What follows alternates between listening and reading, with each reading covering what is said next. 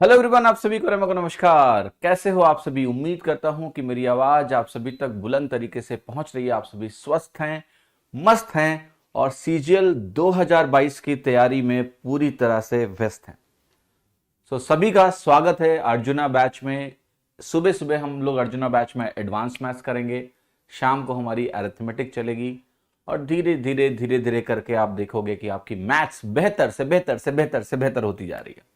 ठीक है, तो थोड़ी देर लेके 10 से 15 मिनट शुरुआत कर लेके मैं आपको कुछ इंपॉर्टेंट बातें बताऊंगा।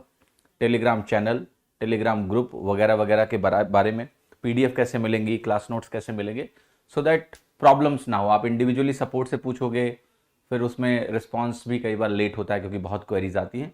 तो इन बातों को डे 1 पे बता देते हैं तो बेहतर रहेगा। तो सारे लोग इन बातों को बहुत ध्यान से सुनेंगे। सबसे पहले तो जो है आपका टेलीग्राम चैनल, ठीक है। तो हमने एक टेलीग्राम चैनल क्रिएट किया है आपके लिए। उस टेलीग्राम चैनल को आप ज्वाइन करेंगे। वो पब्लिक चैनल है बट पेड वाले बच्चों के लिए ही है। ज्वाइनिंग के लिए उसको पब्लिक कर दिया गया है ताकि आप लोग ज्वाइन कर लो। उस बैच के बारे में अभी बाहर किसी को पता नहीं, बताना भी नहीं। तुम लोग उस बैच में आओगे। उस टेलीग्राम चैनल में आने के बाद जब बच्चे जुड़ना शुरू करेंगे, वहां पर जितने भी बैच में बच्चे हैं उन तक इंफॉर्मेशन पहुंचेगी, वो जुड़ेंगे। उसके बाद हम लोग क्या करेंगे, वहीं पर आपको कल कल आपको टेलीग्राम ग्रुप देंगे। ग्रुप कल क्यों मिलेगा? क्योंकि अभी सारे बच्चों को जोड़ने दो, आज भी एडमिशन्स लगातार आ रहे हैं। वो बच्चे भी उस टेलीग्राम चैनल से जुड़ जाएं, फिर आपको टेलीग्राम ग्रुप दिया जाएगा जिसमें आप डाउट डिस्कशन करेंगे। ठीक है, तो सबसे पहले आपको जानना है कि टेलीग्राम चैनल क्या है। तो जो टेलीग्राम चैनल है हमारा, वो मैं यहां पर लिख रहा हूं। इसको बिल्कुल सही से टाइप करोगे तो ही खुलेगा। https://t.me/arjunanexamo।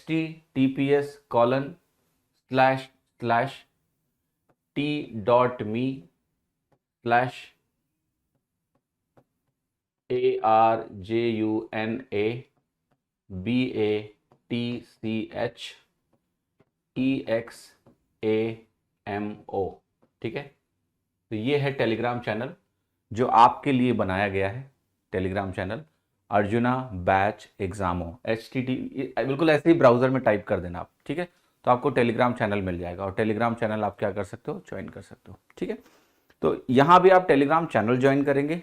इसके बाद कल आपको एक ग्रुप भी, इसमें एक प्राइवेट ग्रुप का लिंक शेयर किया जाएगा जिसके थ्रू आप अपने डाउट के डिस्कशंस भी यहां पर कर पाएंगे। ठीक है, क्लियर? कल आपको मैसेज किया था, हमारा भी नंबर सेव कर लीजिएगा। चलो ठीक है, वो इंपॉर्टेंट नहीं है, वो जब भी टाइम मिलेगा तो मैं पढ़ लूंगा सबके मैसेज। अभी आप कोर्स में आइए। देखिए, जब भी आप एक कोर्स फॉलो करते हो तो आपको थोड़ा समय देना पड़ता है। आज की डेट में जितने भी बच्चे हैं वो बड़े एंशियस हैं। ठीक है, नहीं, रोहित, अभिषेक गुप्ता जी, दोनों चैट्स डिफरेंट हैं। ठीक है, दोनों चैट्स डिफरेंट हैं, तो आपको ऐसा लग रहा होगा। अभी हमने मर्ज नहीं किया है दोनों चैट्स को। ठीक है, एक चीज़ का ध्यान रखिएगा। ये जो अर्जुना बैच एग्जाम हो जिसकी मैं बात कर रहा हूँ अभी, तो यहाँ पर आपको ये अंडरस्टैंड करने की आवश्यकता है सबसे पहले कि जब आप बैच को पढ़ना शुरू करेंगे तो चूंकि एक बच्चा आज की डेट में क्या है, बहुत सारी जगहों पर उसका जो है ना कहना इन्फ्लुएंस लेता रहता है। कोई टीचर आके कुछ बोलेगा, कोई टीचर आके कुछ बोलेगा, कोई टीचर आके कुछ बोलेगा, सबकी बातें वो सुनता रहता है। तो उसके अपने जो सोच होती है वो विकसित नहीं होती है। आज के 5-7 साल पहले ऐसा था ही नहीं। एक टीचर के पास आप गए, उसी को भगवान मान के आप पढ़ते थे, बहुत अच्छे से भगवान मान के पढ़ते थे, उसी को सब कुछ मान लेते थे, अच्छे से सीखते थे क्योंकि वही आपके लिए सब कुछ होता था और एक अच्छी स्ट्रैटेजी थी कि आप भटकते नहीं थे। आज की डेट में कोई भी कुछ भी बोलता है तो आप क्या करते हो, रोज भटकते रहते हो। मेरी आपसे आशा है कि ये काम बंद कर दीजिए। अगले 5 महीनों तक आप सभी को मेरे साथ बहुत ही डेडिकेटेड तरीके से, मैं 5 महीना क्यों बोल रहा हूं, क्योंकि प्रीलिम्स को लगभग 5 महीना है। तो जब कोर्स 30 नवंबर को खत्म हो जाएगा उसके बाद भी मैं आपके टच में रहूंगा और आपको लगातार गाइड करता रहूंगा। ठीक है, तो जो भी समय आपके पास है वो समय का बहुत बेहतर इस्तेमाल आपको करना है, भटकना नहीं है। ये ध्यान रखिएगा कि कोई भी समय जो आप यूट्यूब पर वेस्ट करते हो फालतू की बातें सुनने में, किसी के कमेंट का रिप्लाई करने में, उससे आपको कुछ भी हासिल नहीं होगा। बेहतर है उस समय थोड़ा खुद ही मनोरंजन कर लो, थोड़ा सा सवाल लगा लो, थोड़ा सा कैलकुलेशन प्रैक्टिस कर लो, है ना। तो मुझे आपको समय देना पड़ेगा क्योंकि बहुत सारे बच्चे आ जाते हैं बैच में, फिर उनकी एक्सपेक्टेशन होती है 2 दिन में इम्प्रूव कर जाएंगे, 2 दिन में इम्प्रूव कर जाएंगे, बट ऐसा होता नहीं है। इम्प्रूवमेंट 2 दिन में नहीं होता है, बहुत धीरे धीरे काम करना पड़ता है। आप देखा बैम्बू ट्री जो होता है, बोलते हैं कि उसकी जो जड़ें हैं वो बनने में बहुत समय लेती हैं, लेकिन जब जड़ें बन जाती हैं तो वो पेड़ इतना तेज़ी से ग्रो होता है, बहुत तेज़ी से ग्रो होता है। One of the fastest growing trees हैं बम्बू ट्री, क्योंकि वो बेस बनाने में ना समय लगता है। ठीक है, तो मुझे समय दो और बहुत डेडिकेटेड तरीके से मैं एक ही सेंटेंस बार बार बोलता हूँ, और वो सेंटेंस यही है कि जिससे भी पढ़ते हो उससे मोहब्बत कर लो। ठीक है, तो कल एक लड़का कह रहा है सर आप लड़की थोड़े ना हो कि मोहब्बत कर लें। ठीक है, मोहब्बत को ही लोगों ने बदनाम कर दिया, उन्हें लगता है मोहब्बत सिर्फ लड़का और लड़की के बीच में हो सकती है। मैं जनरल मोहब्बत की बात कर रहा हूँ, उस इमोशन की बात कर रहा हूँ, क्योंकि इससे फ़ायदा क्या होता है कि बीच के बैरियर्स ड्रॉप हो जाते हैं।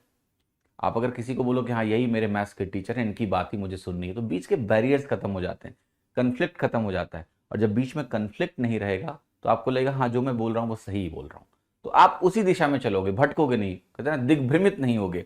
और अगर आप दिग्भ्रमित नहीं होगे तो आप बहुत अच्छा करोगे। ठीक है, क्लियर? सो चलिए क्लास की शुरुआत करते हैं अभी, और बाकी बातें हम करेंगे बाद में। इस टेलीग्राम चैनल को तुम ज्वाइन कर लेना। यहाँ पर हम आपको डेटा जो है देते रहेंगे आगे तुम्हें क्या करना है। अब आप कहोगे सर क्लास एक्सरसाइज कैसे मिलेगी, क्लास नोट्स कैसे मिलेंगे? तो देखो शुरुआत में जब आप ऐप में नए नए आते हो, आपको सारी चीज़ें शायद पता नहीं होती हैं। ठीक है, तो हम इसको बहुत स्मूथ बनाने के लिए शुरुआत में सारा कुछ आपको यहीं पर दे देंगे। वीडियो यहाँ पर है, जैसे अभी ये क्लास होगी, इस क्लास में जो कुछ भी मैं लिखूंगा जिसको क्लास नोट्स बोला जाएगा, उसका जो पीडीएफ है वो आपको इसी टेलीग्राम चैनल में ही अभी डाल देंगे कि आपको एक्सेस में इनिशियली कोई दिक्कत ना आए। Okay, clear? एक्सेस में कोई इनिशियली दिक्कत ना आए, और बाद में आप ऐप जब समझ जाओगे तो आपको ऐप के भीतर ही ये सब कुछ दिखने लगेगा और मिलने लगेगा। ठीक है, तो चलिए शुरुआत करते हैं आज की क्लास। और हम मॉर्निंग में अभी नंबर सिस्टम की शुरुआत करने जा रहे हैं, तो हम लोग नंबर सिस्टम करेंगे। ओके, कितने स्टूडेंट लाइव है इससे आपका कोई मतलब नहीं होना चाहिए, कितने बच्चे आए हैं इससे आपका कोई मतलब नहीं होना चाहिए। ठीक है, यहाँ आपको किसी से रिश्तेदारी और नातेदारी नहीं निभाना है। आपका फोकस सिर्फ, हमेशा सोचिए, मैं कल शाम को एक मेंस के बैच में एक बात बोल रहा था। एक बच्चा लिख रहा है मैच के बारे में कि कोहली आउट हो गया। ठीक है, एक बच्चा कह रहा है सर वो अर्जुना बैच आ रहा है, वो कल क्या पढ़ाओगे? ये बैच के बीच की बात है। ये पता है क्या दिखाता है कि आपका फोकस बहुत खराब है। ये छोटी छोटी एक्टिविटी ना आपके नेचर में कहीं ना कहीं फोकस नहीं होने देते हैं आपको। हर वो काम, जब कोई भी काम करो बहुत तसल्ली और दिल से करो। कोई भी काम करो, तुम खाना खा रहे हो ना तो बहुत दिल से खाओ, मन से खाओ, पूरा पूरा खाना ही खाओ, तुम खाना बन जाओ। जब तुम यहां क्लास में आके पढ़ते हो ना तो बस क्लास में रहो। कितने बच्चे लाइव हैं ये सब सवाल पूछना ही गलत है, क्योंकि ये दिखा रहा है कि आप फोकस नहीं हो। इस बैच का नाम क्या है? अर्जुना बैच। अर्जुन की क्या क्वालिटी थी आपको पता है ना? फोकस। फोकस वही उसको बहुत ही भयानक धनुर्धर बनाता है। तो इस बैच के इमोशन को भी समझना आपको जरूरी है कि आपको फोकस रहना है। तो कोई भी काम करना पूरी तरह से करना। टीवी देखना मन से देखना। अपने मम्मी पापा से बात करना तो फोन लेके सामने नहीं, उनसे भी सामने बैठ के मन से बात करना। अपनी ये आदत बना लो कि मैं जो भी करता हूं वो पूरी तल्लीनता और तन्मयता के साथ करता हूं, कंप्लीटली करता हूं। क्योंकि जब ये आपका डिफॉल्ट नेचर होगा तभी मार्क्स में तुम्हारा दिमाग नहीं भटकेगा, तभी एग्जाम में तुम्हारा दिमाग नहीं भटकेगा। वरना क्या होता है, लोग एग्जाम में भटक जाते हैं, लोग मॉक में भटक जाते हैं, क्योंकि आपका नेचर है, ये आप बना रहे हो रोज अपने आप को इस तरीके से कि आपका अटेंशन एक जगह पर स्थिर है ही नहीं है। ऐसा मत करिए अपने साथ। मैं एक चीज छोटी सी बताऊंगा, उसका बहुत ध्यान रखिएगा। पता है मैं जिस तरह की एक्टिविटीज दिन भर करता हूं उसमें बहुत सारे डिफरेंट टाइप के एक्टिविटीज होते हैं, और उसमें ऐसी एक्टिविटीज भी होती हैं जिसमें मुझे 5-5 मिनट में स्विच करना पड़ता है, एक टास्क दूसरा टास्क, जिनके नेचर बिल्कुल डिफरेंट है। बट मैं इसको बैलेंस करने के लिए कि ऐसा ना हो कि मैं फोकस ना कर पाऊं किसी चीज पर, मैं डेली रीडिंग करता हूं। डेली रीडिंग करता हूं, क्योंकि रीडिंग क्या करता है, आपको एक लॉन्ग टर्म, एक फोकस वाला गेम है, उसमें आपका इमेजिनेशन भी होता है, सब कुछ होता है। उससे मुझे बहुत मदद मिलती है अपने आप को बैलेंस रखने में। तो ये ध्यान रखना, जीवन में कुछ भी हासिल करना है बच्चा तो फोकस से ही हासिल होगा। तो वो भटकने मत दो। वो भटकाव एक एनर्जी का भटकाव है, वो ऊर्जा आपकी क्षरण हो रही है, उसको आपको नहीं गंवाना है। ठीक है, समीर कार्तिक सर बढ़ाना स्टार्ट कीजिए। अरे पहले दिन गुस्सा मत करो, थोड़ा जान पहचान तो कर लें यार। ठीक है, वैसे तो मैं बाकी बैचेज में पहली क्लास पढ़ाता ही नहीं हूँ, ओरिएंटेशन लेता हूँ, लेकिन आज मैं पढ़ाऊंगा आपको। ठीक है, ऐसा भी रिलेशन नहीं रखते ना कि बस सिर्फ पढ़ाओ। कई लोग आते हैं सर पढ़ाओ, क्लास खत्म हो अब जाओ, बात नहीं करो हमसे। बच्चा लंबी लंबी यात्रा है, लंबी यात्रा में बात करते करते चलना पड़ेगा, ठीक है, समझ रहे हो कि नहीं। और पहला दिन है, कई लोगों को चीज़ें जाननी है। क्लास के बाद वीडियो मिलेगी, लेकिन थोड़ा टाइम लगता है, प्रोसेस होके आपको मिलने में घंटे भर लग सकते हैं, ठीक है। तो वीडियो मिल जाएगी। ओके, चलें जी शुरुआत करें, शोर मचाएं अर्जुना बैच का। चलो लेट्स स्टार्ट, लेट्स बिगिन। तो हम लोग नंबर सिस्टम की शुरुआत करने जा रहे हैं। पहले कुछ फंडामेंटल्स पढ़ेंगे नंबर सिस्टम के, और उसके बाद हम करेंगे नंबर सिस्टम के क्वेश्चंस, ठीक है। क्वेश्चंस अभी तुरंत स्टार्ट नहीं होंगे, क्वेश्चंस आपके 3 दिन के बाद स्टार्ट होंगे। उसके पहले हम कुछ फंडामेंटल्स करेंगे, और बहुत सारे जो फंडामेंटल्स हैं, जैसे हम क्वेश्चंस जब आपको एग्जाम्पल्स देंगे तो उसके थ्रू आपको एक्सप्लेन भी करेंगे, तो इनको बहुत ध्यान से देखिएगा। नंबर सिस्टम बहुत इंपॉर्टेंट टॉपिक है, इनके बेसिक्स को समझना आवश्यक ही नहीं अति आवश्यक है। तो चलिए शुरुआत करते हैं, और हम शुरुआत कर रहे हैं नंबर सिस्टम से। नंबर सिस्टम का मतलब होता है, आपने पढ़ रखा होगा, इसको हम बोलते हैं संख्या पद्धति। संख्या पद्धति, राइट। तो देखिए, आपको सभी को पता है कि हम लोग बेसिकली डेसिमल, अगर हम बात करते हैं न्यूमरल्स की, तो हम लोग डेसिमल सिस्टम्स को यूज करते हैं। दो इसमें हम थोड़ा सा binary to decimal to hexadecimal conversion भी पढ़ेंगे, क्योंकि वो एग्जाम में टपक सकता है कभी भी। तो डेसिमल सिस्टम की अगर मैं बात करता हूं, तो हम बात करते हैं 0, 1, 2 से लेकर 9 तक की डिजिट्स होती हैं इसमें इस्तेमाल। डेसिमल को बोलते हैं 10, है ना, डेसी, ये 10 का लेना देना होता है इसको, ठीक है।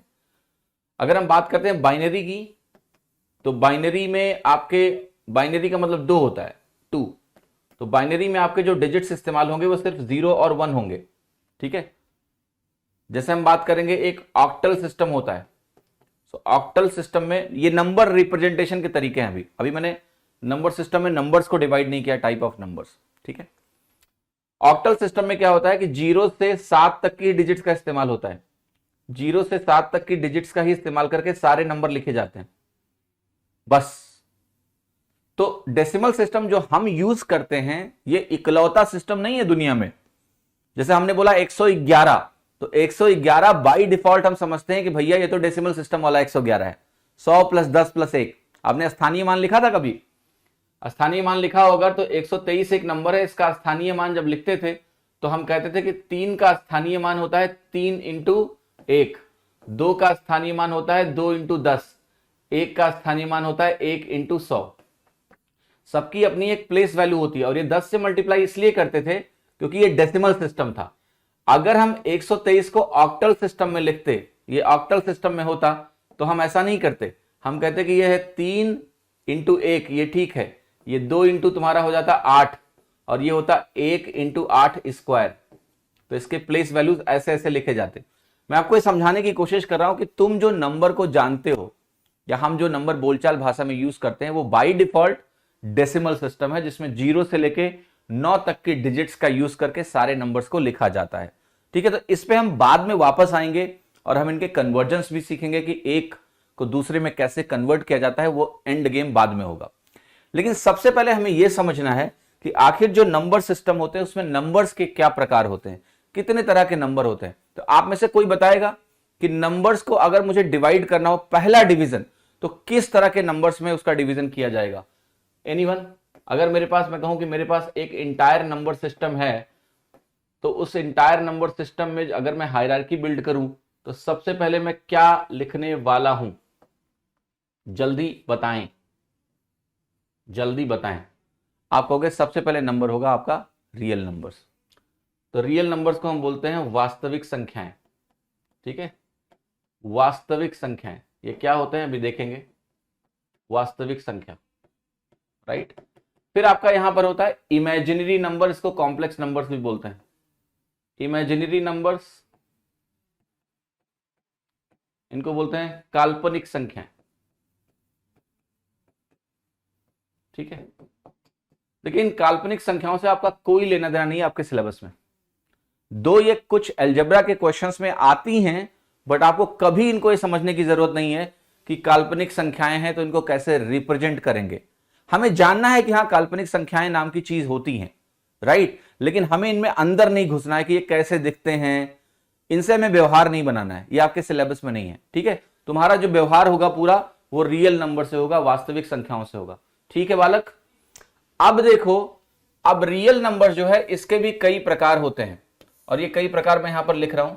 वास्तविक संख्या जो है रियल नंबर से दो तरह की हो सकती है। एक नंबर है आपका इर्रेशनल नंबर, इर्रेशनल नंबर्स।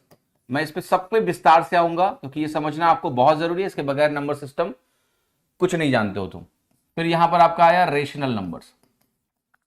ठीक है, एक एक करके इनको समझेंगे कि ये इर्रेशनल नंबर्स क्या हैं, ये रेशनल नंबर्स क्या हैं।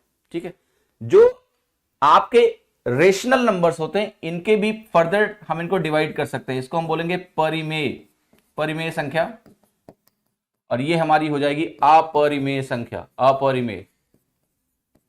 ठीक है, मैं इनको डिटेल में समझाऊंगा, तो अभी बस मैं इनका क्लासिफिकेशन लिख रहा हूं। रेशनल नंबर में आपका दो तरह का नंबर बनता है, एक आपका हो सकता है फ्रैक्शंस, फ्रैक्शंस हो सकता है जिसको आप बोलोगे भिन्न,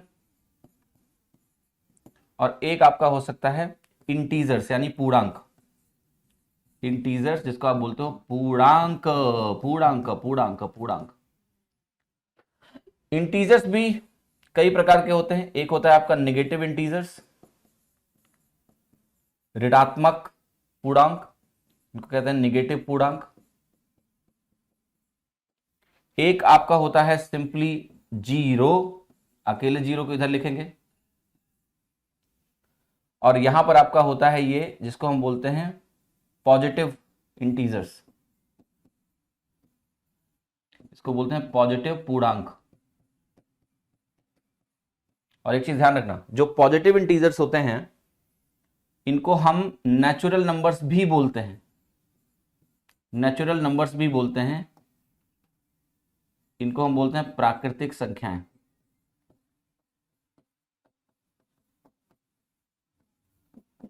ठीक है, फ्रैक्शंस भी तीन प्रकार के होते हैं, एक होता है प्रॉपर, एक होता है इम्प्रॉपर,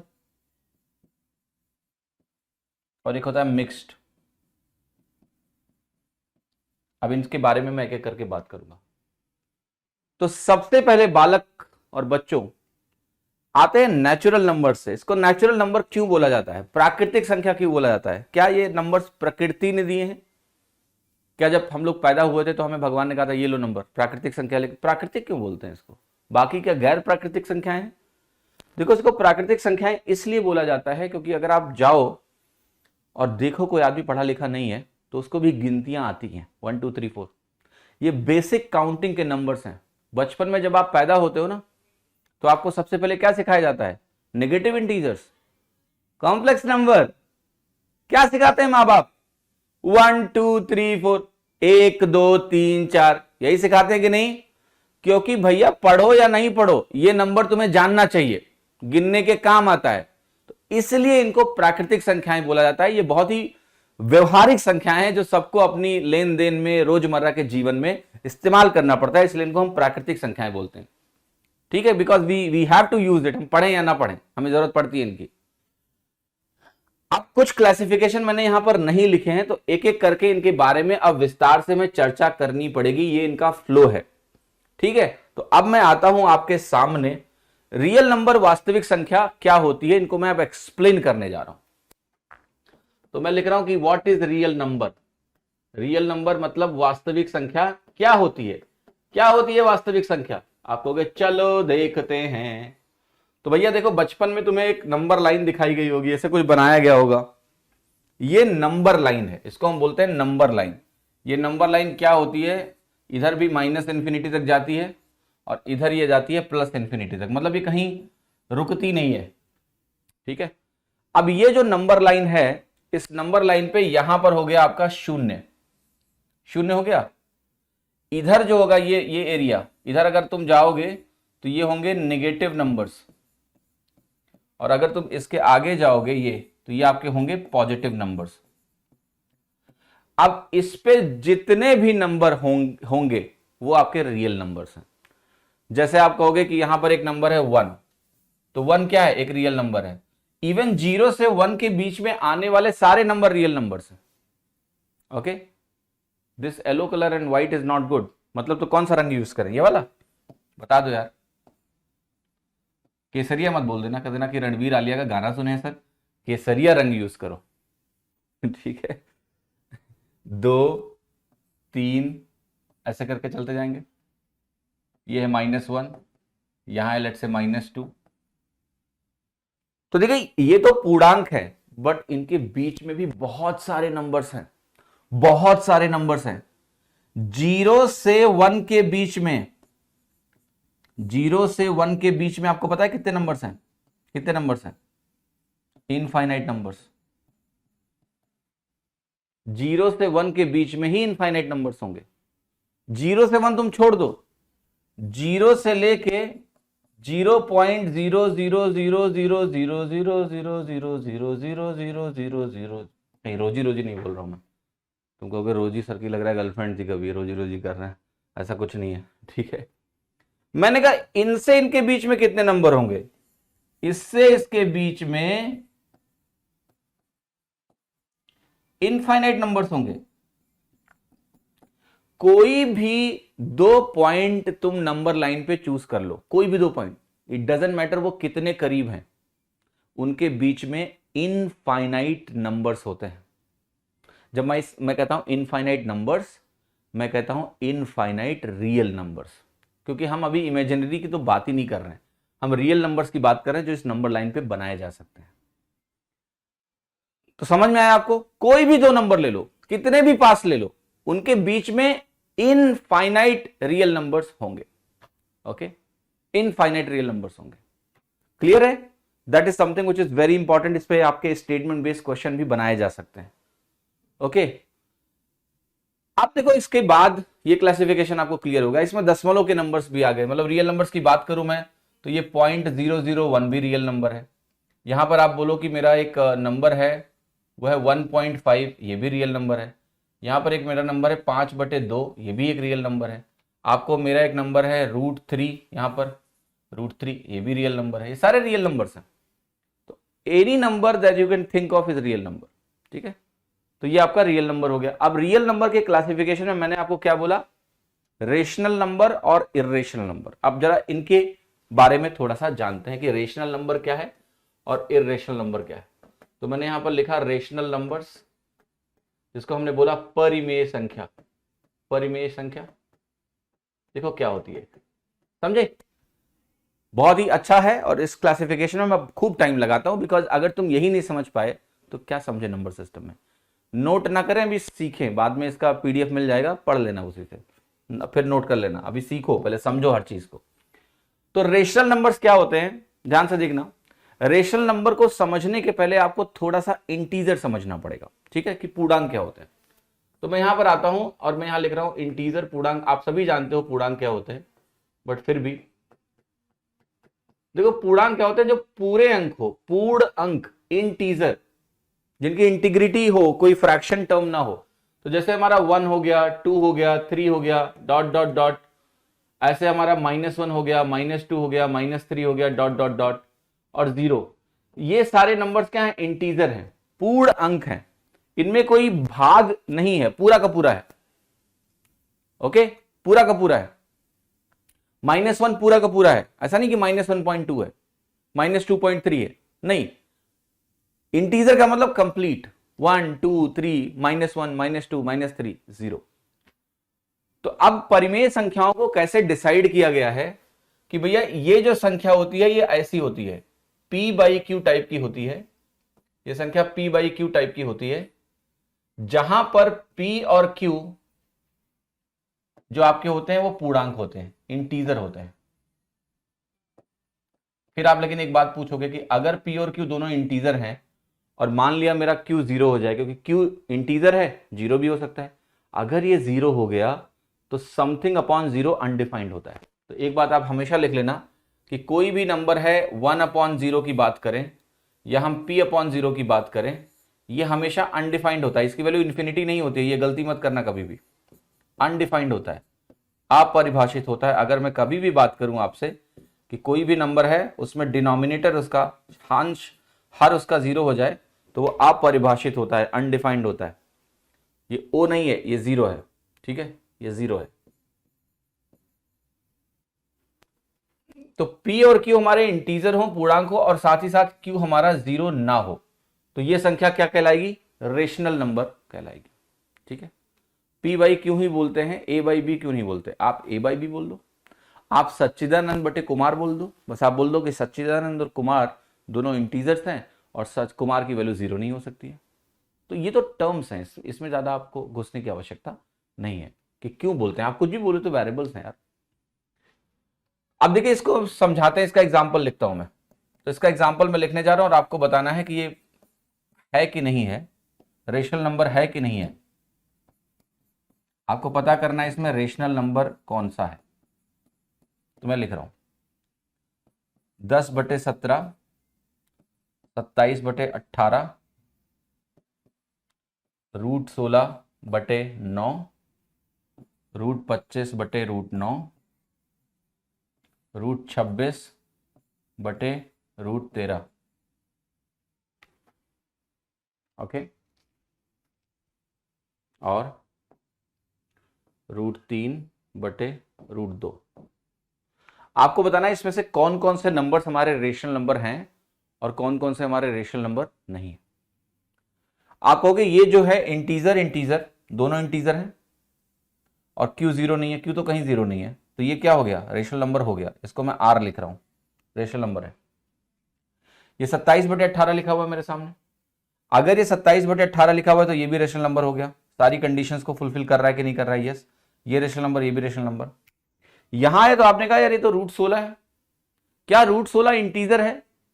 यस, √16 की वैल्यू 4 होती है, तो ये भी इंटीजर है। ये √16 की वैल्यू 4 होती है अल्टीमेटली, तो ये डिस्गाइज फॉर्म है, मेकअप कर दिया गया है, बट इसका मतलब ये नहीं कि ये रेशनल नंबर है, ये भी रेशनल नंबर है। ओके, बिकॉज 4/9 है ये अल्टीमेटली। ये देखो, ये 5/3 है, ये भी रेशनल नंबर है। ये बताओ क्या है? ये रेशनल है? नहीं है, क्योंकि अगर आप इसको डिवाइड करोगे तो 13 दूना 26 बनेगा, √2 बच जाएगा, तो ये रेशनल नहीं होगा। √3/√2 भी आपका रेशनल नहीं है, क्योंकि दोनों न्यूमरेटर और डिनोमिनेटर आपके इंटीजर नहीं बनने वाले हैं। Alright, that is what the value is. Vishwajit ने पूछा है कि क्या P और Q रियल नंबर हो सकते हैं? देखो ऐसा है, अल्टीमेटली तुम P और Q को अगर रियल नंबर रखोगे तो P और Q इरेशनल भी हो सकता है, तो रियल नंबर नहीं बोलोगे इसको आप। एक्चुअली में वो रियल नंबर ही हैं, अगर कोई इंटीजर है तो वो रियल नंबर ही है, लेकिन वो इंटीजर एक पार्ट है उस रियल नंबर का, तो आप यहां क्या रख सकते हो ये इंपॉर्टेंट है। तो ये आपको समझ में आ गया रेशनल नंबर। अब एक बात और समझना कि कोई भी रियल नंबर अगर रेशनल नहीं है तो वो इर्रेशनल है, अगर वो परिमेय नहीं है तो वो अपरिमेय है। अगर P और Q फ्रैक्शन हुए तो नंबर रेशनल होगा कि नहीं? अरे फ्रैक्शन होगा अगर P और Q। देखो, P और Q छोड़ दो, तुम अभी तुम कह रहे हो कि ये वैल्यू 13/4 है और ये वैल्यू मेरी 9/7 है, ऐसा बोल रहे हो ना? तो क्या दिक्कत है? अगर ये 13/4 है, 9/7 है, तो अल्टीमेटली इसको आप क्या लिखोगे? आप कहोगे ये 13 × 7 बनेगा और यहाँ ये 9 × 4 बनेगा, तो अल्टीमेटली ये क्या बन गया? 91/36। फाइनल फॉर्मेट देखना है आपको। अगर कोई ऐसा फॉर्मेट दिया है जो सिंप्लीफाइड नहीं है तो उसको फाइनल फॉर्मेट में कन्वर्ट करो। 26/13 रेशनल क्यों नहीं? अरे भैया ये 26/13 नहीं है, टोपी लगी है रूट वाली, रूट हटाना पड़ेगा ना आपको। डेफिनेशन क्या है कि P/Q फॉर्म में जब लिखो तो दोनों इंटीजर होने चाहिए।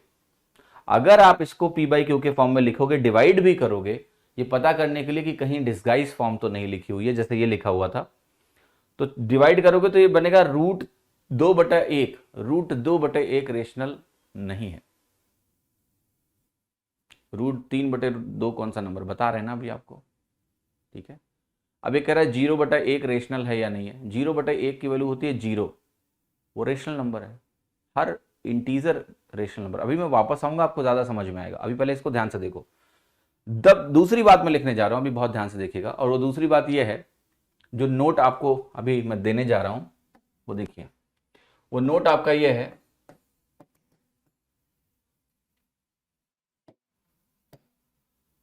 कि अगर एक रियल नंबर है और वो रेशनल नहीं है रेशनल नंबर की डेफिनेशन भी पता चली आपको? Then it is irrational number, क्योंकि दो ही प्रकार के नंबर होते हैं रियल नंबर्स में, तो रेशनल या फिर इरेशनल। अगर रेशनल नंबर की डेफिनेशन में कोई चीज फिट नहीं हुई तो वो इरेशनल है। ठीक है, ये बहुत सिंपल सी अंडरस्टैंडिंग है। आप देखो पी बाई क्यू, अगर बात नहीं बनी तो भैया वो इरेशनल हो गया, अपरिमेय हो गया। तो मैं अभी समझाता हूं कि what is irrational number, what is irrational number. संपा में तो √16 +-4 नहीं होता है, अभी आता हूं उस पर, प्लीज थोड़ा वेट करिए। ये वैल्यू आई आपकी इरेशनल। अब देखो इरेशनल नंबर क्या होगा आइडियली, तो आइडियली आप कहोगे अगर इरेशनल नंबर की बात मुझसे की जा रही है तो भैया देखो तीन चीजें हैं।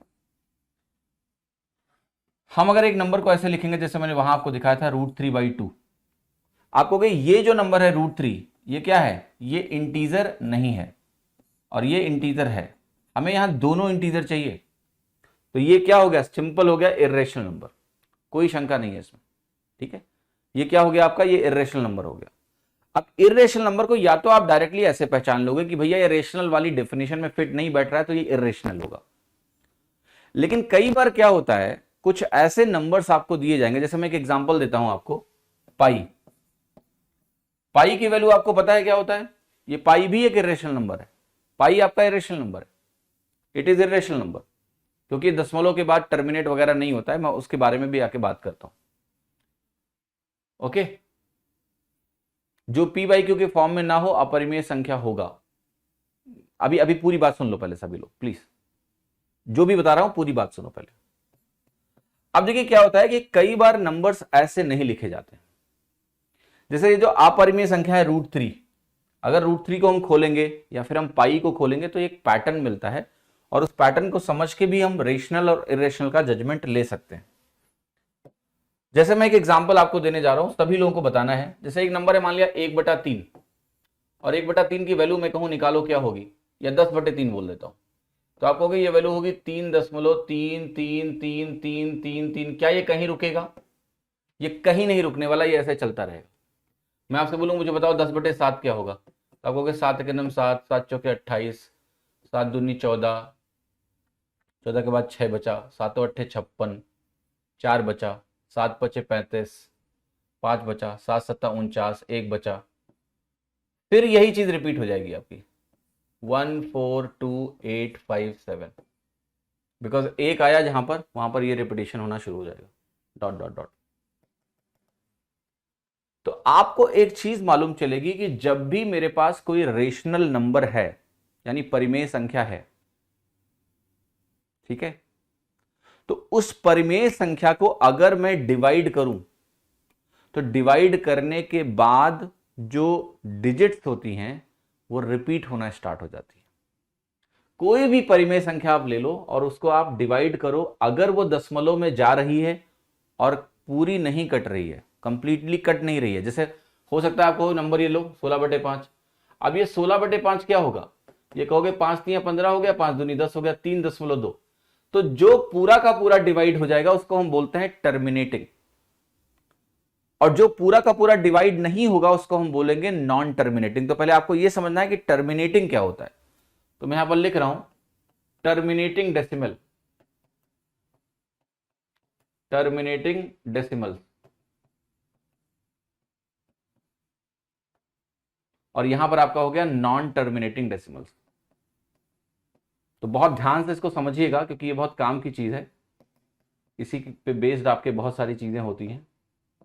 नॉन टर्मिनेटिंग डेसिमल्स, तो जो हमारे टर्मिनेटिंग डेसिमल्स होते हैं वो क्या होते हैं बेसिकली 16/5, जैसे मैंने आपके सामने लिख के दिखाया 3.2, 18/12 अगर आपका है मान लिया तो ये आपकी वैल्यू होगी 1.2, है ना, कोई भी ऐसी वैल्यू 250 है यहाँ पर, और यहाँ पर मैं आपके सामने लिख दूँ 7, मतलब सॉरी यहाँ पर आप 50 लिख लो, सॉरी 500 लिख लो, तो ये 0.5 आ गया, है ना, यहाँ 17 आप लिख लो, और यहाँ पर आप लिख लो 85, तो ये वैल्यू कितनी आएगी 0.2 आ जाएगी।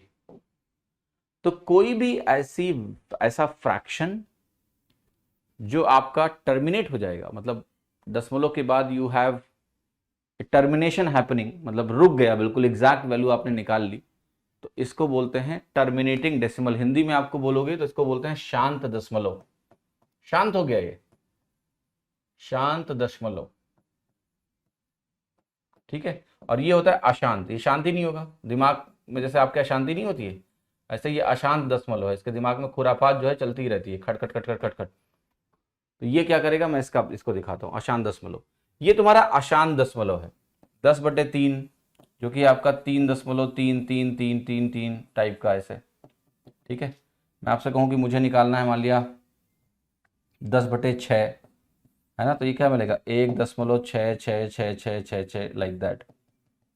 हाँ जी, आप कहोगे 22/7 निकालते हैं हम, 22/7 तो सुना हुआ ना, पाई 7×21, एक बचा, फिर 10/7 हो गया। 10/7 का रेपिटेशन आपको मैंने यहाँ दिखाया है कुछ इस तरह से, ठीक है, इस तरह से आपकी वैल्यू आएगी।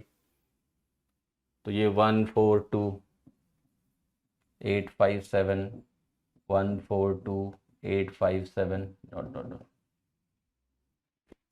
अब बहुत ध्यान से मेरी बात को सुनिएगा, यहाँ पर बहुत ही इंपॉर्टेंट है। जो टर्मिनेटिंग डेसिमल्स हैं वो क्या होंगे, वो हमेशा आपके टर्मिनेटिंग डेसिमल जो होते हैं वो रेशनल नंबर ही होते हैं। ये रेशनल नंबर्स होंगे, पक्का पक्का रेशनल नंबर्स होंगे टर्मिनेटिंग डेसिमल्स। क्यों होंगे, इसको आप दूसरे तरीके से समझ सकते हो।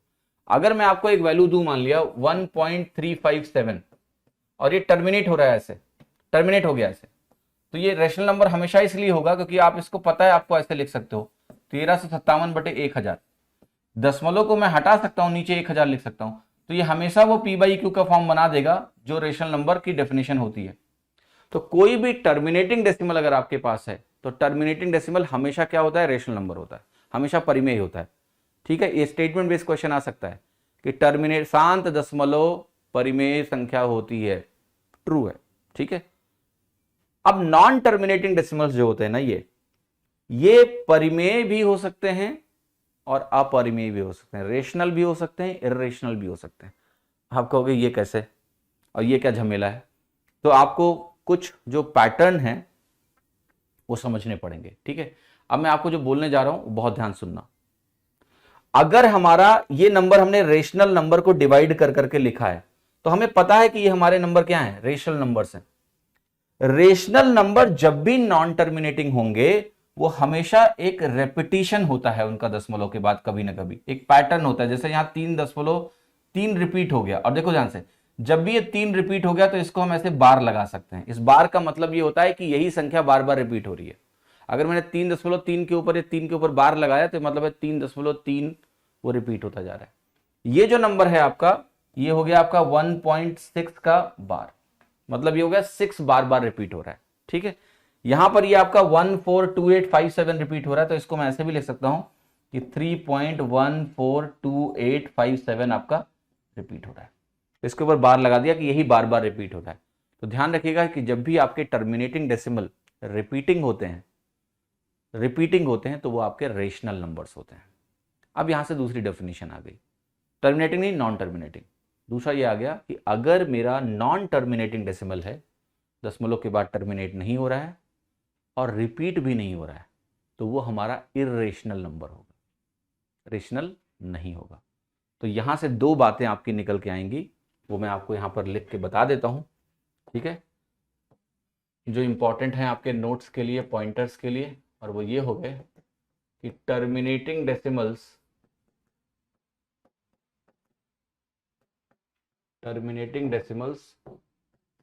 Are rational numbers. और यहां पर आप लिखोगे ऑलवेज, ताकि कंफ्यूजन आपको ना रहे। दूसरा, जो नॉन टर्मिनेटिंग डेसिमल्स होते हैं, अशांत दशमलव, इनकी दो कंडीशंस बनेगी। कंडीशन 1, नॉन टर्मिनेटिंग है, अगर रिपीटिंग है तो रेशनल, और अगर रिपीटिंग नहीं है तो आपका irrational.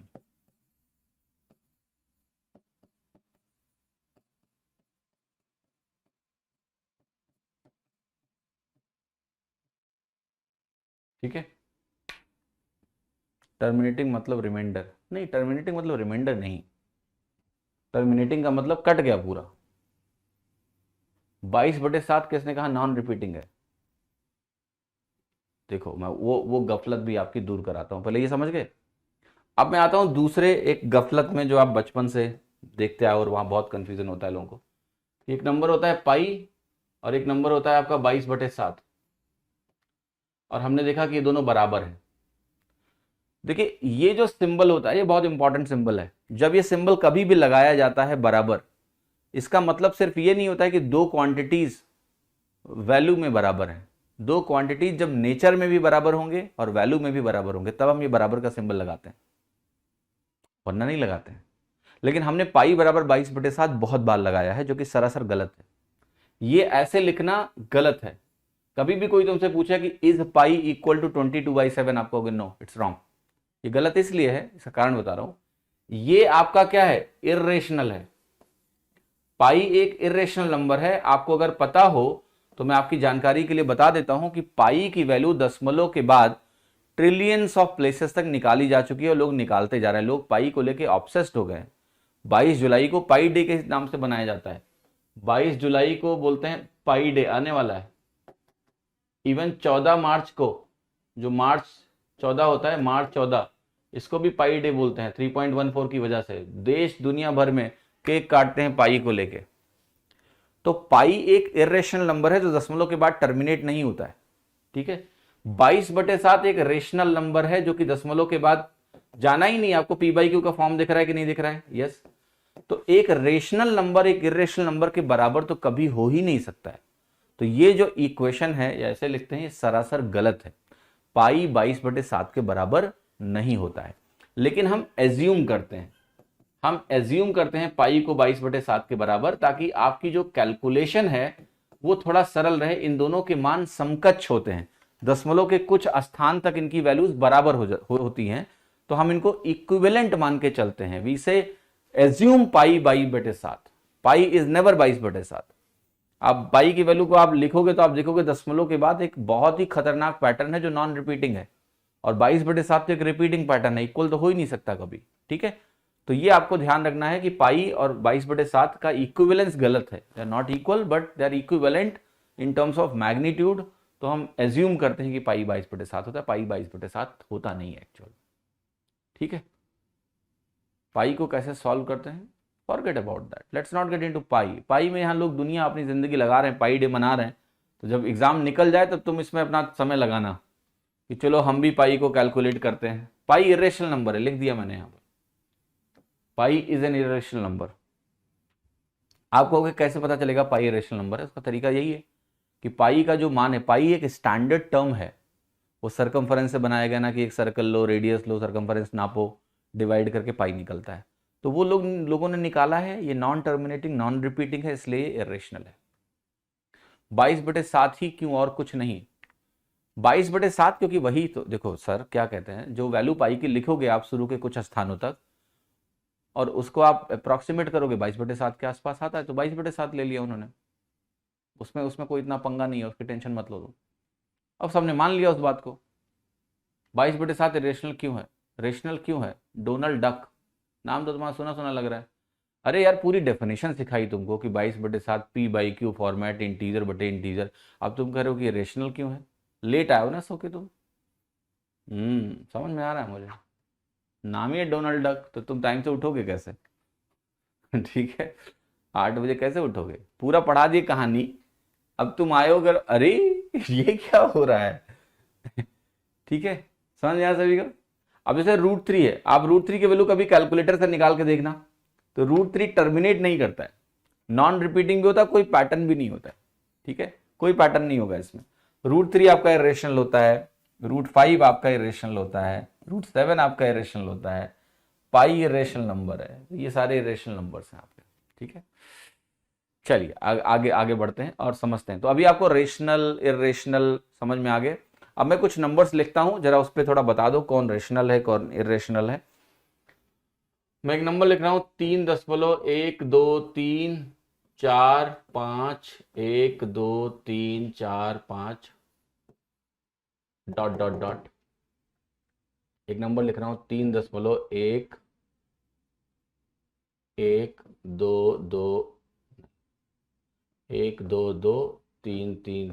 Dot dot dot 7.138 5.123 1234 12345 dot dot dot. आपको बताना है इसमें कौन सा रेशनल है और कौन सा इरेशनल है।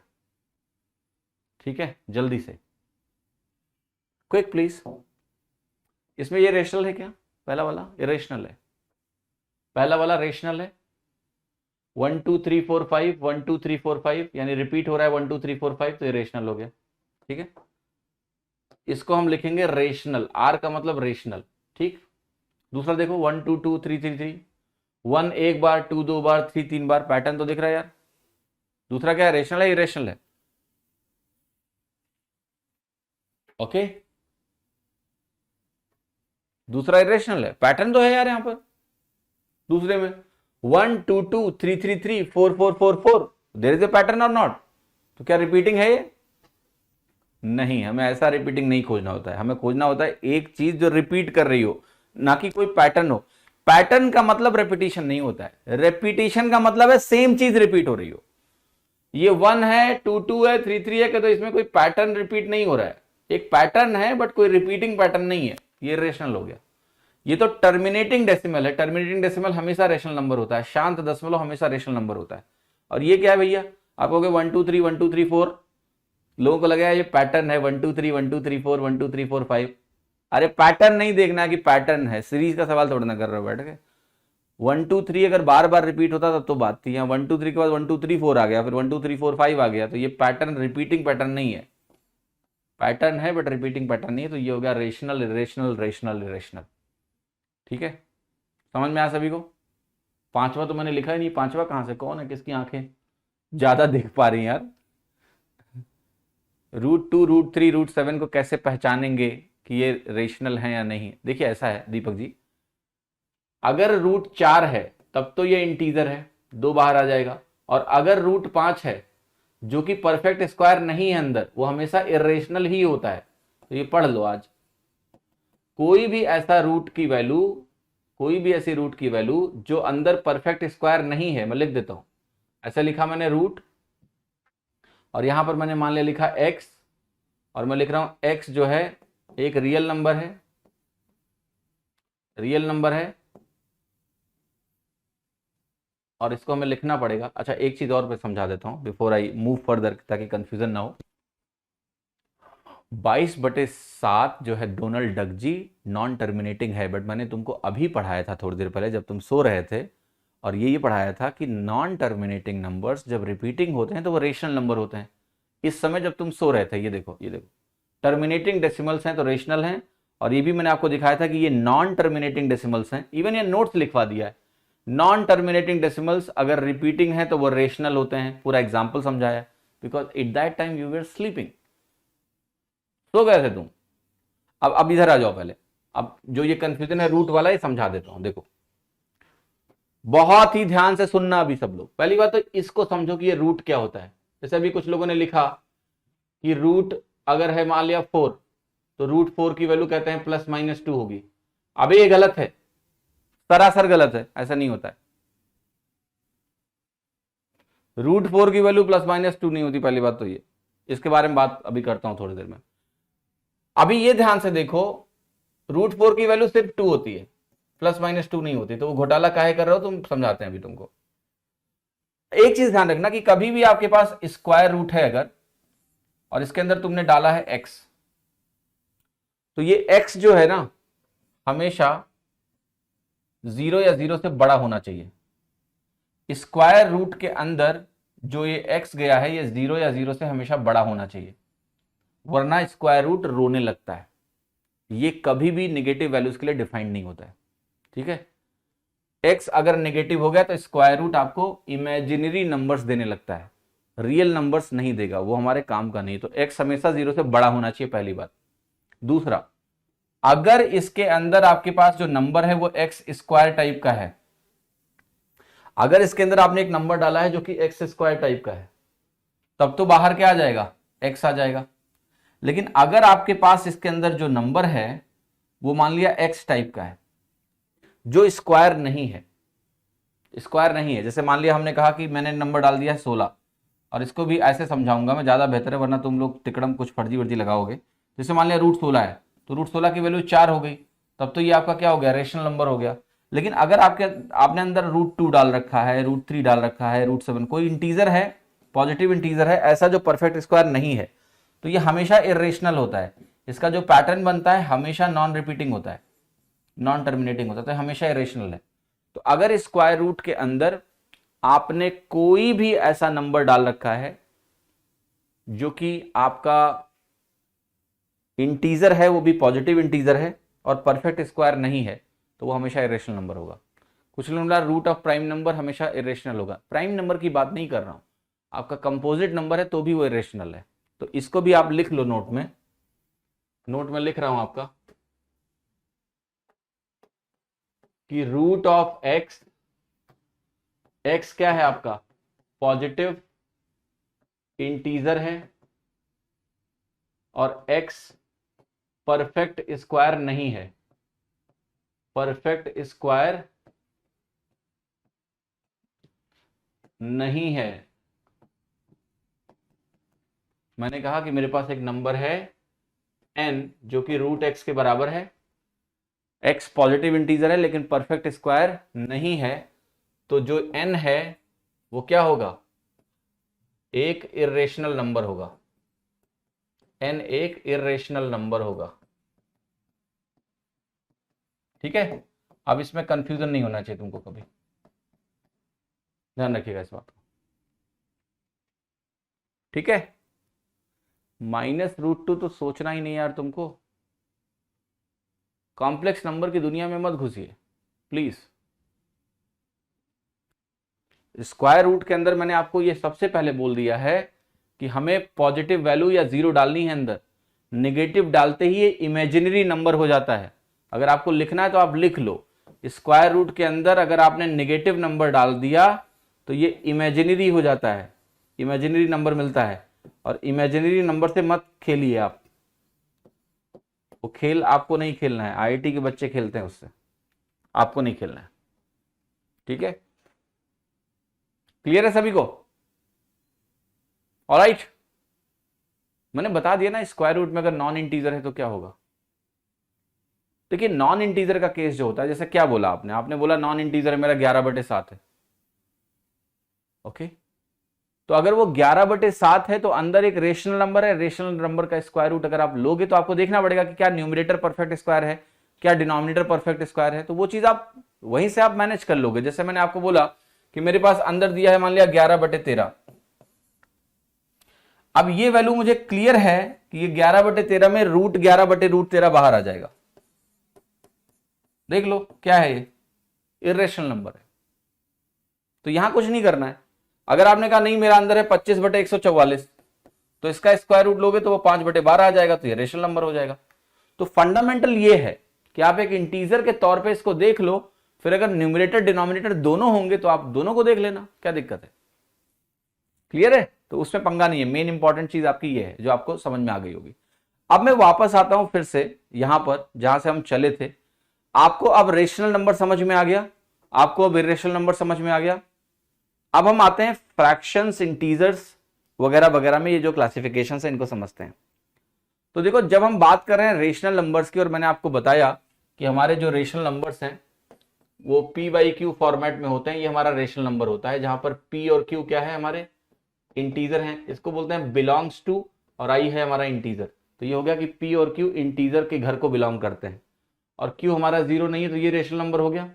अब इसमें आपको देखना है कि ऐसे रेशनल नंबर जिसमें q हमारा 1 के बराबर हो, वो हमारे इंटीजर्स कहलाते हैं। ठीक है, इंटीजर्स कहलाते हैं। तो आपके सारे नंबर हो गए ना, -3, -2, -1, 0, 1, 2, 3, 10 dot dot dot up to infinity, और यहाँ up to minus infinity, right. अब इसके कुछ क्लासिफिकेशन है, उसको आप ध्यान से सुन लीजिए, वो भी समझ में आ जाएगा। एक आपका होता है होल नंबर्स। होल नंबर्स को हम बोलते हैं पूर्ण संख्या। पूर्ण संख्या, पूर्ण संख्या क्या होती है? पूर्ण संख्या आपकी होती है इंटीजर से, इंटीजर्स का ही क्लासिफिकेशन है होल नंबर्स। तो ये बेसिकली क्या होता है, 0 1 2 3 dot dot dot up to infinity. इसको हम बोल सकते हैं कि यह है नॉन नेगेटिव इंटीजर्स। आप नेगेटिव इंटीजर्स को छोड़ दो, तो नॉन नेगेटिव इंटीजर्स क्या होते हैं, होल नंबर्स होते हैं। तो नॉन नेगेटिव इंटीजर्स भी बोल सकते हैं, या फिर हम ऐसे बोल सकते हैं 0 एंड पॉजिटिव इंटीजर्स।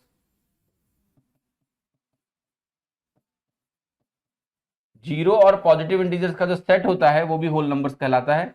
एक ही बात है, या फिर कह दो कि जितने भी नॉन नेगेटिव इंटीजर्स होते हैं वो हमारे होल नंबर्स कहलाते हैं। तो ये पूर्ण संख्या को आपको बहुत ध्यान से समझना है, जीरो और पॉजिटिव इंटीजर्स, ठीक है।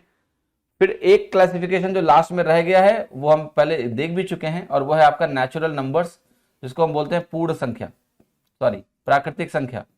तो प्राकृतिक संख्या आपको मालूम ही है, प्राकृतिक संख्या क्या होती है? प्राकृतिक संख्या आपकी होती है सिंपली 1 2 3 डॉट डॉट डॉट। क्या होती है इसका दूसरा नाम? क्या है? पॉजिटिव इंटीजर्स है इसका दूसरा नाम। इसका दूसरा नाम है आपका पॉजिटिव इंटीजर्स।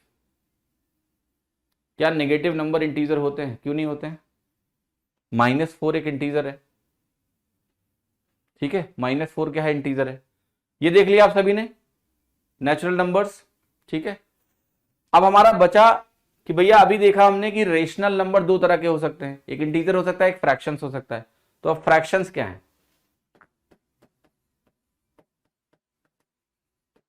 फ्रैक्शंस को ध्यान से देखते हैं, इसको आप बोलते हो भिन्न। तो भिन्न क्या होता है? देखो यही बात, रेशनल नंबर है p बाई क्यू की बात करेंगे, p क्यू हमारे इंटीजर्स होंगे और q हमारा क्या होगा? नॉट इक्वल टू 0 होगा। यहां पर आपको दो चीजों का ख्याल रखना है। भिन्न क्या होगा, इसको जरा बहुत ध्यान से देखिएगा। भिन्न ऐसे होता है कि p हमारा is not multiple of q। इस शब्द को बहुत ध्यान से देखना, p मल्टीपल ऑफ q ना हो, मतलब p q से कटे ना। अब जैसे आपने कहा 12/2, बताओ भिन्न है क्या? नहीं, क्योंकि 2 से काटोगे 2 छक्के 12 आ जाएगा, तो ये तो पूर्णांक बन गया पूरा।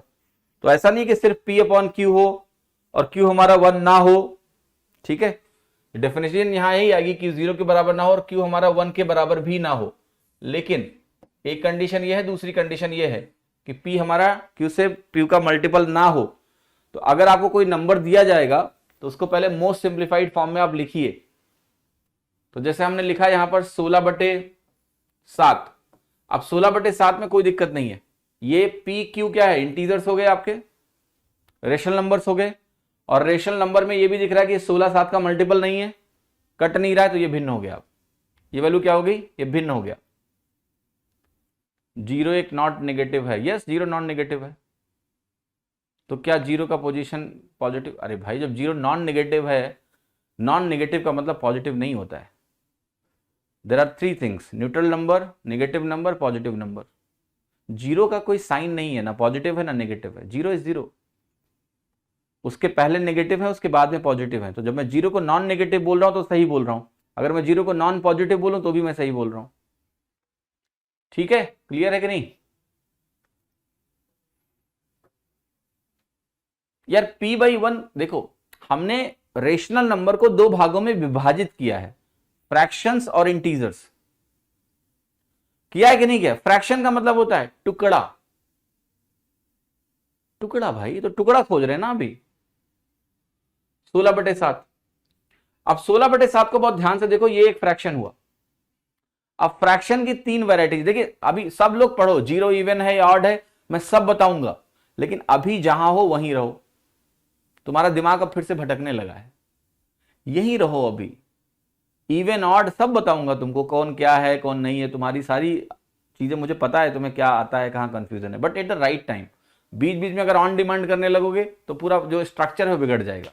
स्ट्रक्चर मत बिगाड़ो। 0 इवन, मैंने अभी इवन नंबर का नाम ही नहीं लिया है। मैं आपको जो नंबर क्लासिफिकेशन बता रहा हूं, अभी हम बेसिक इंटीजर फ्रैक्शन ये सब पढ़ रहे हैं। इवन नंबर कहां से बीच में आ गया अभी? आएगा तो बताऊंगा तुमको इवन ऑड नंबर्स, पहले अभी चलने दो मुझे स्ट्रक्चर के हिसाब से, इस पे डाउट पूछो जो ये लिखा हुआ है। तो फ्रैक्शंस जो होंगे वो 3 प्रकार के होंगे सर, देखो ध्यान से, तो यहां लिख रहा हूं मैं, फ्रैक्शंस क्या होंगे, एक होगा प्रॉपर, एक होगा इम्प्रॉपर, और एक होगा मिक्स्ड। ये जो आपने लिखा है ना 16/7, ये इम्प्रॉपर फ्रैक्शन है। ये इसलिए है जब भी न्यूमरेटर आपका डिनोमिनेटर से बड़ा हो तो उसको बोलते हैं इम्प्रॉपर फ्रैक्शन। इम्प्रॉपर क्यों नाम दिया गया है, इसका सिंपल सा कारण ऐसे है यार, तुम कहोगे कि एक केक है उसका मैंने 1/3 खाया तो सेंस है, और तुम कहो एक केक आया उसका मैं 1.5 गुना खा गया, तो it is senseless. Mathematically sense है 16/7 का, बट प्रैक्टिकली कोई सेंस नहीं है। 7 पार्ट में 16 पार्ट मैथमेटिकल सेंस है, मैथमेटिकल है, मैथमेटिक्स है 16 आउट ऑफ 7, बट प्रैक्टिकल कोई सेंस नहीं है, इसलिए इसको बोलते हैं इम्प्रॉपर फ्रैक्शन। अगर एक फ्रैक्शन में ऐसे लिखूं 7/16, तो इसका मैथमेटिकल सेंस है 16 में से 7 हिस्से, 16 में से 7 हिस्से, proper fraction. Mixed fraction basically क्या होता है कि जो इम्प्रॉपर फ्रैक्शन है, अगर इसको मैं ऐसे व्यक्त करूं, 16 है 16/7, तो 16 को आप कैसे लिख सकते हो, 7 दूनी 14, 2 रिमाइंडर बच गया, 2 2/7, मतलब इसमें से 2 जो इंटीजर पार्ट था वो हमने निकाल लिया, ऐसे इसको ऐसे लिख दिया, तो ये प्रॉपर फ्रैक्शन बन गया, और ये 7 दूनी 14 इंटीजर बच गया। तो एक इम्प्रॉपर फ्रैक्शन को इस फॉर्मेट में लिख देना कि 2 + 2/7, और उसको हम ऐसे कंबाइन करके लिख सकते हैं 2 2/7। ये बेसिकली है वही 7 दूनी 14, 2 16/7। तो जब कभी ऐसा फॉर्मेट दिया हो तो समझ जाना है मुझे 7 दूनी 14 करना है, 2 जोड़ के 7 से डिवाइड करना है, इसको बोलते हैं मिक्स्ड फ्रैक्शन। ये इंटीजर प्लस फ्रैक्शन को ऐसे कंबाइन करके लिख देते हैं, ठीक है। क्लियर है सभी को, किसी को कोई पंगा नहीं होना चाहिए, ओके क्लियर। तो ये आपके बेसिक क्लासिफिकेशन है जो सभी को क्लियर होना चाहिए, ठीक है।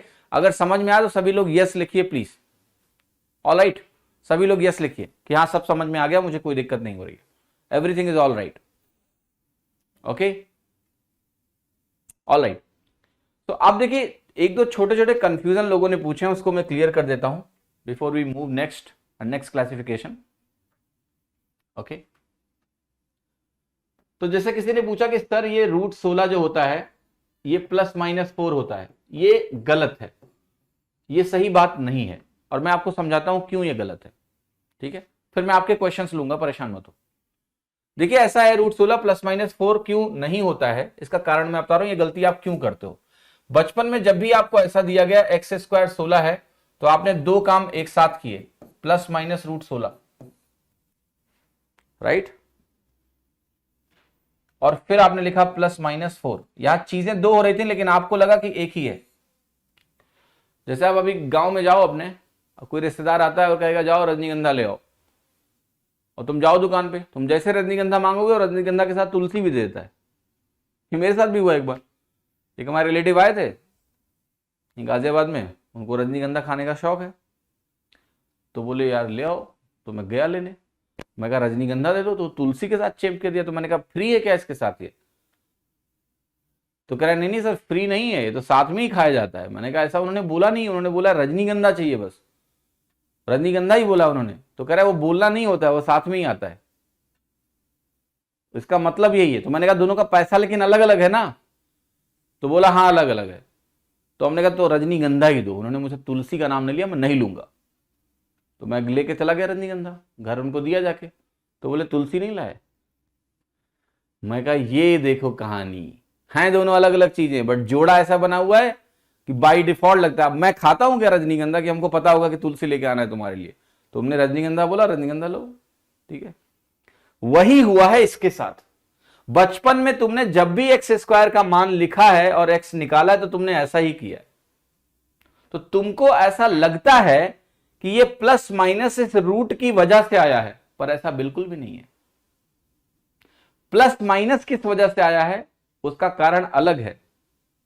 ये क्या हुआ है मैं समझाता हूं, आप बताओ कि क्या +1 का स्क्वायर 1 होता है और -1 का स्क्वायर भी 1 होता है? यस।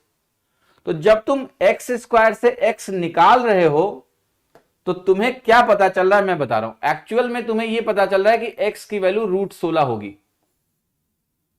एक्चुअल में यहां से एक्स की वैल्यू √16 ही होगी, ये और ये जो 4 आ रहा है ये √16 की वैल्यू ही आ रही है। लेकिन आपको पहले से ये भी मालूम है कि बिकॉज ये स्क्वायर है, इसके अंदर प्लस जाए या माइनस जाए फर्क नहीं पड़ता है। इसके अंदर प्लस जाए या माइनस जाए फर्क नहीं पड़ता है, ये दोनों के केस में सेम वैल्यू मुझे देगा। उस नॉलेज से आप कह रहे हो कि यहां प्लस माइनस भी होगा, तो ये प्लस माइनस √16 की वैल्यू 4 ही है, लेकिन चूंकि यहां पर स्क्वायर था तो आपको पता है इसके अंदर प्लस माइनस कुछ भी जाए सेम मान आएगा, तो वो प्लस माइनस मैंने इसकी वजह से लगाया है। √16 ने नहीं दिया है वो प्लस माइनस, समझे कि नहीं?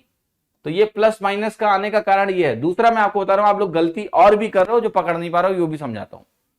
जब आप x² बराबर 16 लिख रहे हो तो ये एक द्विघात समीकरण है, क्वाड्रेटिक इक्वेशन है।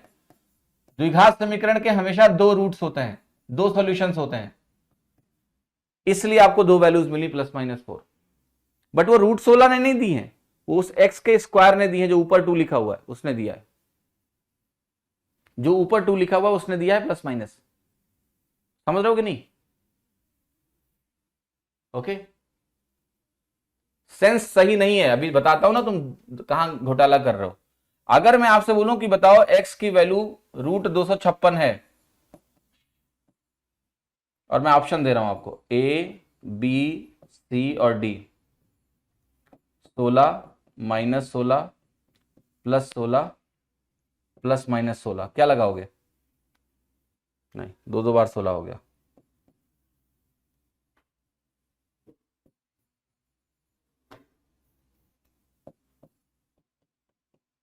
बोलो इसका आंसर क्या लगाओगे? अभी तुम्हारी सारी समस्या खत्म करता हूं, ठीक है? इसका आंसर क्या लगाओगे? +-16।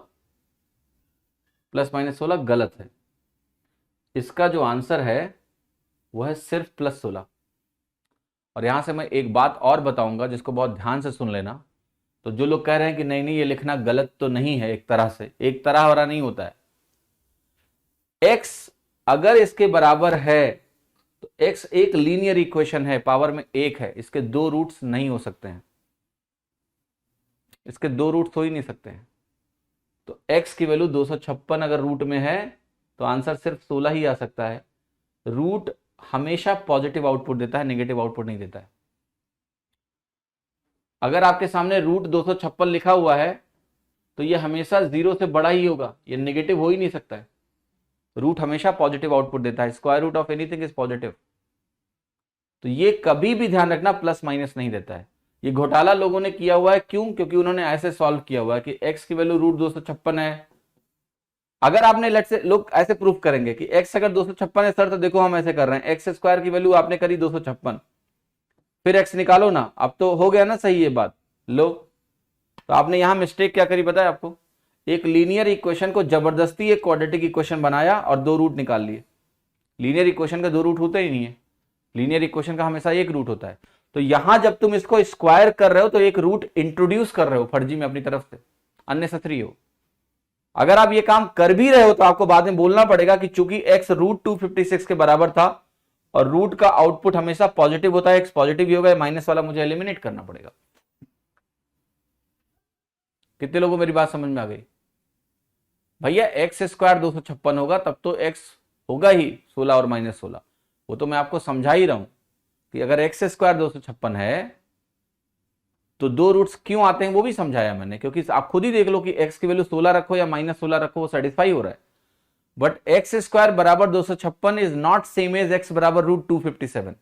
x बराबर √256 जो है वो अलग चीज है, दोनों अलग और डिफरेंट चीजें हैं। तो ये आप क्लैरिफाई कर लो, आपको इस तरह का कंफ्यूजन नहीं रहना चाहिए, ठीक है? x³ में ऐसी प्रॉब्लम नहीं है, बिकॉज x³ में +- जाने से नेचर ऑफ थिंग्स चेंज होती हैं, वो सब आगे आपको सिखाऊंगा मैं। अभी लेट से डिस्कशन पे वापस आते हैं। नंबर सिस्टम में हमने ये संख्याओं के रिपीटिशन की चर्चा करी है थोड़ी थोड़ी।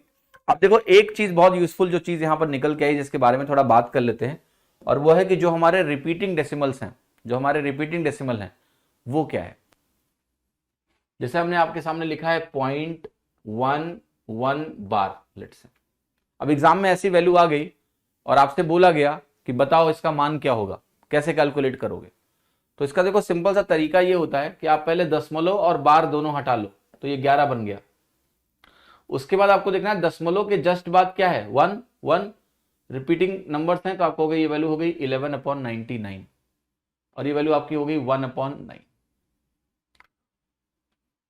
अब एक चीज और मैं समझाना चाहता हूं मैथमेटिकली, जो आपको समझना है कि अगर ये 0 पॉइंट के बाद 1 बार है, क्या ये इसी के बराबर नहीं है भैया। 1 रिपीट हो रहा हो या आप बोल दो 1 रिपीट हो रहा हो, एक ही बात है ना। 1 अगर रिपीट हो रहा हो दशमलव के बाद, वो तो एक ही बात होगी कि 1 रिपीट होगा। जरा विजुलाइज करो, 1 रिपीट हो रहा है तो 1 रिपीट हो रहा है, उसका मतलब क्या है 1 1 1 1 1 करते जा रहे हो, तो 1 को रिपीट करा लो, एक ही बात है, कोई फर्क ही नहीं है।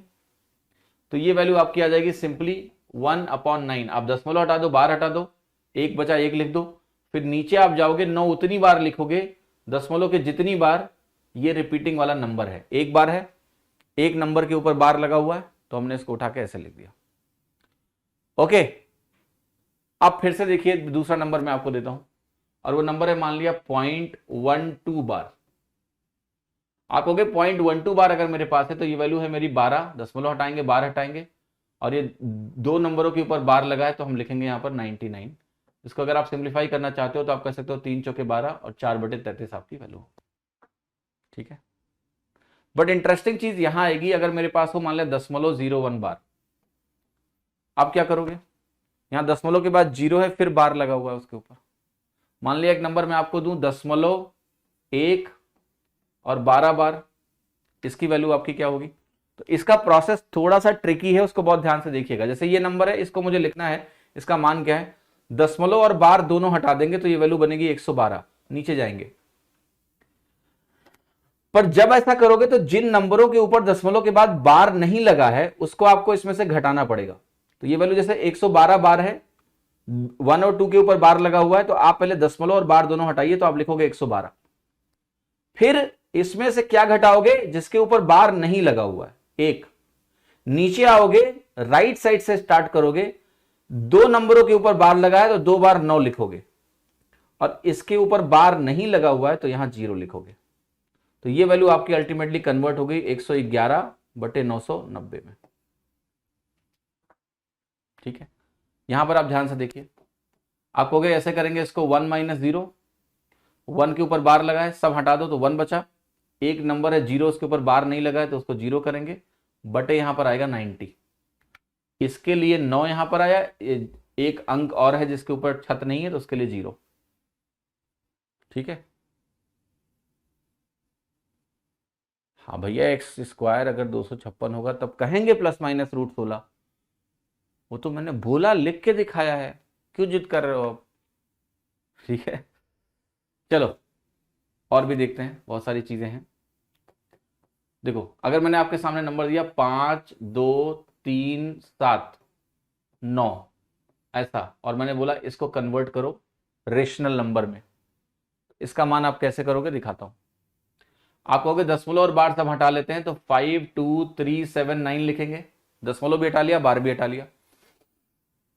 फिर जिन नंबरों के ऊपर छत नहीं लगी हुई है उनको इसमें से माइनस करो, बटे राइट साइड से चलो, 3 लोगों के ऊपर छत है तो 3 बार 9 लिखो, और 2 लोगों के ऊपर जिनके ऊपर दशमलव के बाद छत नहीं है उनके लिए 0 0 लिखो। तो ये जो नंबर आपका मिलेगा इसमें से माइनस होगा, तो 5 2 3 2 7 डिवाइडेड बाई 1 2 3, ये आपका फ्रैक्शन वैल्यू हुआ। ठीक है, this is the fraction value. Fraction से बार में भी कन्वर्ट कर सकते हैं, यस, रिवर्स प्रोसेस से थोड़ा एफर्ट लगता है, हो जाता है वो भी, तो वो करेंगे हम लोग questions, variety of questions will do. Okay fine, तो चलिए आज की क्लास को थोड़ा सा, कुछ लोगों को अभी शायद प्रॉब्लम हो रही है, पहली क्लास है होती है, तो कोई बात नहीं, 9:15 बजे तक ये हमें कंटेंट डिस्कस करना था, तो कंटेंट डिस्कशन हो गया है। अब 2 चीजें आप लोगों को ध्यान रखनी है सर। डे 1 है, थोड़ा बहुत टेक इशू है, परेशान मत हो, वो डिवाइस स्पेसिफिक इशू भी कई बार हो जाता है। जो हमारा सपोर्ट नंबर है मैं आपको बता रहा हूं, वो आपको ध्यान रखना है। तो ये व्हाट्सएप नंबर है आपका 8882600700, ये हमारा सपोर्ट नंबर है व्हाट्सएप पर, ठीक है। ईमेल यूज करना चाहते हो तो आप कह सकते हो info@examo.com। ऐप में भी चैट का ऑप्शन है, बट बेहतर है आप ये यूज करो या फिर ये यूज कर लो, राइट। अगर आपने कोई सपोर्ट रिक्वेस्ट रेज करी है, लेट से कोई सपोर्ट रिक्वेस्ट आपने रेज करी है और मान लिया 48 घंटे तक आपको रेजोल्यूशन नहीं मिलता है, जवाब नहीं मिलता है, आपको नहीं बताते हैं कि उस पर क्या चल रहा है, काम हो रहा है कि नहीं हो रहा है, तो आप एस्केलेशन कर सकते हो। बट मुझे एस्केलेशन के लिए यूज करना, डायरेक्ट नहीं, क्योंकि डायरेक्ट मैं आपकी कोई मदद कर नहीं पाऊंगा। पहले आप इनको रेज करो, क्योंकि वो लोग इसी काम के लिए बैठे हैं। एस्केलेशन मुझ तक करो, स्क्रीनशॉट शेयर कर दो। अगर उन्होंने आपका 48 आवर्स में रिजॉल्व नहीं किया तो आपके इश्यूज, मतलब अगर टेक इश्यूज है, अगर आपका वीडियो नहीं चल रहा वगैरह, तो उसमें थोड़ा टाइम लग जाता है। लेकिन अगर 48 आवर्स में रेजोल्यूशन नहीं मिलता है तो आप मुझे एस्केलेट कर सकते हो 8178271221। ये मेरा व्हाट्सएप नंबर है। कॉल मत करिएगा प्लीज, मैसेज करके छोड़ दीजिएगा, ठीक है। तो ये मेरा व्हाट्सएप नंबर 8178271221। ऑलराइट, ये जो क्लास में मैंने चीजें लिखी हैं बोर्ड पे, ये चीजें आपको क्लास नोट्स के फॉर्मेट में मिल जाया करेंगी, तो आपको इसके लिए परेशान नहीं होना है, ठीक है। आज की क्लास को हम लोग यहीं समाप्त करेंगे। जिन लोगों का भी थोड़ा प्लेबैक इशू आ रहा है वो प्लीज़ हमारे सपोर्ट पे लिख दें, टीम उसको चेक करके सॉल्व कर लेगी। और शाम को हम लोग मिलेंगे, अरिथमेटिक में परसेंटेज की जो क्लास है वो हम लोग करेंगे, ठीक है। अपना ख्याल रखिए, स्वस्थ रहिए, मस्त रहिए, मौज करिए। कल हम इसको आगे बढ़ाएंगे और बहुत अच्छे से नंबर सिस्टम ख़त्म करेंगे, ताकि आपको 100% क्लैरिटी मिले। हर छोटी छोटी बात पे फोकस करेंगे कि कोई भी चीज़ की कमी आपके उसमें ना रह जाए। इवन और ऑड नंबर है सर, ये कल डिस्कस करेंगे। वो भी नंबर का एक क्लासिफिकेशन है कि नंबर किस किस प्रकार के होते हैं। अभी हमने एक क्लासिफिकेशन किया, दूसरे नंबर के क्लासिफिकेशंस भी हैं, इवन नंबर, ऑड नंबर वगैरह वगैरह, वो सब कल हम बात करेंगे। तो आगे आप कल मिलिएगा, कल हम बात करेंगे। ये जो बार वाला चीज़ हम कर रहे हैं, कल हम थोड़ा और करेंगे, ताकि आपको हर तरह की क्लैरिटी इस पर मिल जाए। चलिए, अपना ख्याल रखिए, स्वस्थ रहिए, मस्त रहिए। सी यू टुमारो एट 8 AM। बाकी शाम की क्लास में भी हम लोग मिलेंगे। Thank you so much.